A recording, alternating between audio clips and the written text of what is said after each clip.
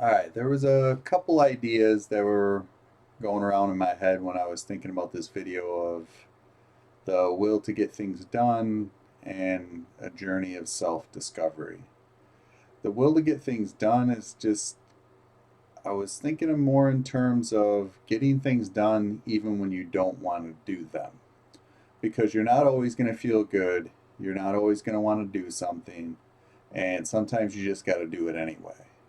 And that's the difference. Like when I was back in school, sometimes I would have to work all day and then get home and go to the library. And, I didn't really want to do it, but I knew I had to get my assignment done. I had to get my paper done. So during those times, even though I didn't want to do it, I would go do it and I would force myself to do it, will myself to do it. And then during the process too, there'd be times where I'd want to quit, but I'd be like, nope, I got to keep going. I got to get this done because if I don't do it now, it's not going to get done. So I would relax in and out and kind of chill, maybe watch a video on the side and then get back to it. So there was always that back and forth, but I would get it done. But then when I left, when I got it done, then I would actually have that good feeling. I felt better than I did when I was doing it. So that's why that even when you like sometimes that not good feeling you have is probably because you're not getting it done.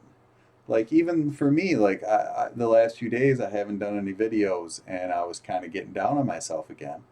And I am beginning to realize that that's why I'm getting down on myself is because I'm not getting stuff done. I'm not focusing on what I want to do. So you got to put and I was focused on all the reasons why, like, I wasn't getting stuff done, being lazy, procrastinating, like, all the bad things is what I was kind of focusing on. And then when I kind of had a talk and then kind of like got it all out, then I realized, you know what? And then I watched some videos and and then all of a sudden here I am doing this video. Like I didn't plan on doing this stuff. And sometimes that's the best way to do it is when it's not planned. Like just get in here, sit down, relax, go through the process and then see what comes out because you don't know unless you get in here. But before I got in here, I had that feeling of I don't feel it. I don't know if I want to do it. I don't know, you know, just not feeling good. And then here I am now after, doing some meditations, learning some stuff, watching some videos, kind of getting some ideas, and it clicks in my head. So, watching Dr. Joe Dispenza, I did a meditation by Bashir, which was wild. But anyway, so then you kind of get some ideas, and then I write it down, and then I kind of just get on here and see what comes out. So another one, like I never really talked about too, is like I think Dr. Joe would always say that meditation is to become familiar with, and then Bashir's talking about how we are on a journey of self-discovery and we don't always know who we are and that it's a discovery. So that got me thinking of like to become familiar with is a kind of a discovery of what's inside of us. And if we're always looking on the outside for these answers, it's not always going to be the right ones. I mean, you could get some for sure. I mean, I'm not saying everything that's going on in the outside world is bad, because sometimes some of the stuff that you hear from outside sources sparks something within you to become more. But I feel like unless you take that time to relax, focus, meditate, and go within, it's going to be hard for you to discover everything about yourself. So, and it's an ongoing process because we're not always going to know in every moment, but just know that in every moment you will be enough. And sometimes and I've noticed that too in my life. Like I'd always be like nervous about everything. And then one day I told myself, you know what? Don't be nervous about what's going to happen. Go do it and see what happens. Like I'd always get like there was a time period when I was in school where I like was a little socially off, didn't want to go into like was worried about what was going to happen, or like if I went on a retreat or something, I was always worried about what was going to happen. And then I kind of realized, you know what? Just go and see what happens. And that's the self discovery. And then by like, I remember one retreat, I wanted to leave before I even, like, when I even got there. Like I wanted to turn around and go home. And then by the end of the week, when the retreat was over, I think I could have floated home. That's so it was definitely beneficial. But there's always that uneasiness when you're about to discover something about yourself.